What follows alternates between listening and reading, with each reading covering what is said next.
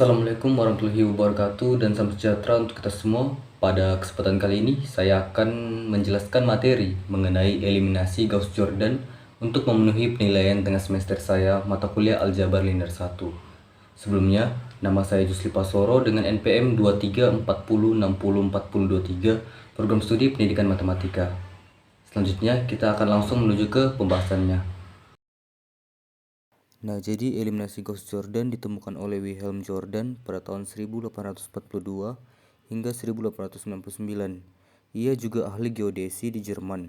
Eliminasi Gauss-Jordan digunakan untuk memperoleh matriks eselon baris tereduksi. Pertama, kita lihat dulu apa yang disebut dengan baris nol. Baris nol adalah baris yang seluruh angkanya adalah angka nol. Jadi, ini baris dan ini kolom. Nah, kalau dia 0, 0, 0, 0, maka dia disebut baris nol. Baris tak nol adalah baris yang mempunyai minimal satu angka tak nol. Nah, jadi dia bisa jadi 0123 atau 0100 atau 1000. Maka ada satu angka yang tak nol. Maka itu disebut baris tak nol. Minimal ada satu angka yang tak nol. Berikut syarat matriks eselon baris. Ada 3, yaitu yang pertama, jika suatu baris adalah baris tak nol, maka angka tak nol pertama di baris tersebut harus angka 1. Angka 1 ini juga disebut satu utama atau leading one. Misalkan, baris tak nol angka tak nol pertamanya adalah 1, maka angka 1 ini disebut leading one. Kalau misalkan dia 2, 3, 4, 0, maka kita lihat barisnya tak nol, tapi angka tak nol pertamanya bukan 1, maka ini bukan leading one. Yang kedua, baris nol harus dikelompokkan di dasar matriks. Jadi, jika ada baris nol, maka kita harus tempatkan dia di paling bawah. Dalam dua baris tak nol yang berurutan, satu utama dalam baris yang lebih bawah harus terletak di sebelah kanan dari satu utama baris yang lebih atas. Contohnya seperti ini. Kalau misalkan kita punya baris tak nol, kita lihat apakah matriks ini eselon baris.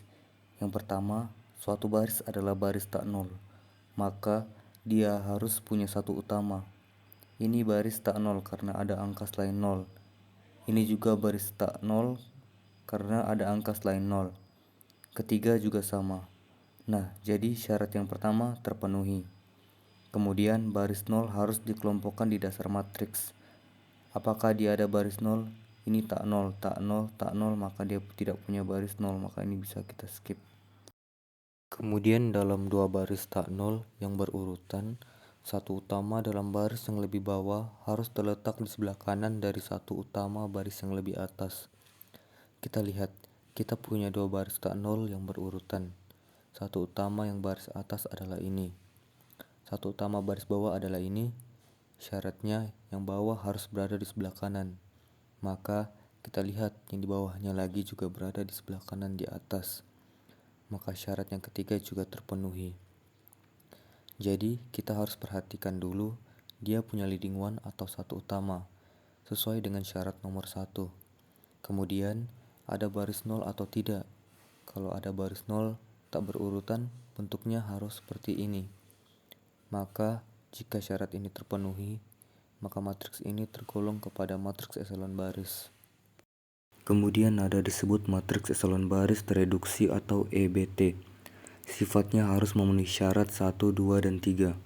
Kemudian ada syarat tambahan. Masing-masing kolom yang berisi satu utama mempunyai angka 0 di baris lainnya di dalam kolom tersebut. Kita lihat, dia harus mempunyai angka 0 di baris lainnya. Kita lihat ke bawahnya, semuanya 0. Kemudian baris yang kedua, kita lihat di bawah satu utamanya angkanya juga 0. Di atasnya bukan angka 0. Kemudian kita lihat lagi satu utama yang ketiga, ke bawahnya tidak ada angka. Ke atas ada angka 2 yang bukan angka 0. Maka syarat keempat tidak terpenuhi. Jadi, dia bukan matriks eselon baris tereduksi. Lalu kita lihat matriks B. Matriks ini mempunyai satu utama. Jadi syarat pertama terpenuhi. Kemudian baris 0 dia nggak punya. Kemudian syarat yang ketiga, satu utama atau leading one dalam baris yang lebih bawah harus terletak di sebelah kanan dari satu utama baris yang lebih atas. Nah, bisa kita lihat syarat yang ketiga juga terpenuhi. Kemudian kita cek syarat yang keempat. Satu utama ke bawah angkanya 0 semua.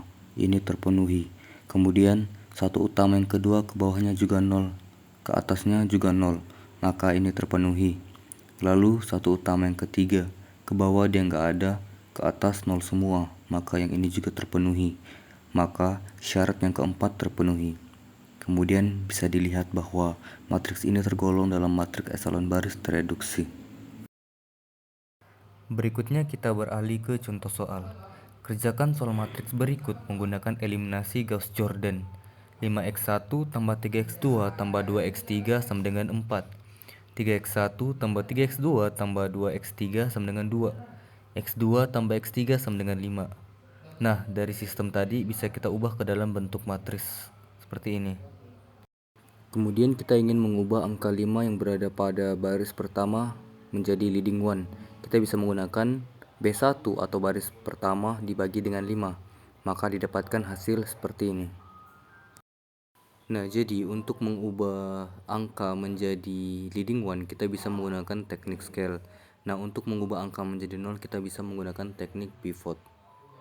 Kemudian pada angka 3 yang berada di bawah angka leading one pada baris pertama, kita mau mengubahnya menjadi 0. Kita bisa menggunakan B2 kurang 3 dikali B1. Semua angka yang berada pada baris kedua dihitung menggunakan perhitungan tadi, maka didapatilah hasil ini. Kemudian angka 6/5 pada baris kedua kita ingin mengubahnya menjadi leading one. Kita bisa menggunakan B2 dikali 5/6. Jadi semua angka yang pada baris kedua kita hitung menggunakan perhitungan B2 dikali 5/6. Setelah semua angka pada baris kedua dihitung menggunakan perhitungan tadi, maka didapatilah hasil seperti ini. Selanjutnya di atas leading one pada baris kedua kita ingin mengenolkan angka-angkanya menggunakan perhitungan B1 dikurang 3/5 kali B2. Setelah kita berhasil mengenolkan yang tadi, selanjutnya kita ingin mengenolkan di bawah leading one pada baris kedua menggunakan perhitungan B3 dikurang B2. Nah, yang berikutnya angka 1/3 pada baris ketiga kita ingin mengubahnya menjadi leading one. Kita bisa menggunakan perhitungan B3 dikali 3. Setelah kita berhasil menghitung menggunakan perhitungan tadi, maka didapatilah hasil seperti ini. Nah, dapat dilihat angka 2/3 pada baris kedua belum dienolkan. Nah, kita dapat mengenolkan dia menggunakan perhitungan B2 dikurang 2/3 dikali B3.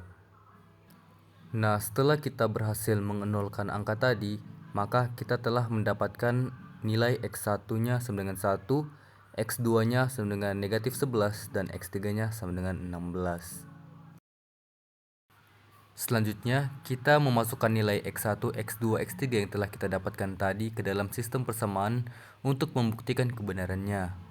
Nah, 5x1 tambah 3x2 tambah 2x3 sama dengan 4. Kita masukkan nilai x1, x2, x3-nya 5 dikali 1 ditambah 3 kali negatif 11 tambah 2 dikali 16 sama dengan 4. Nah, jawabannya benar. Nah, kemudian 3x1 ditambah 3x2 ditambah 2x3 sama dengan 2. 3 dikali 1 ditambah 3 dikali negatif 11 tambah 2 dikali 16 sama dengan 2. Jawabannya juga benar. Nah, yang terakhir, x2 tambah x3 sama dengan 5. Negatif 11 tambah 16 hasilnya 5. Nah, jadi semua jawaban ini benar. Maka nilai x1, x2, x3 itu benar, maka hasilnya terbukti.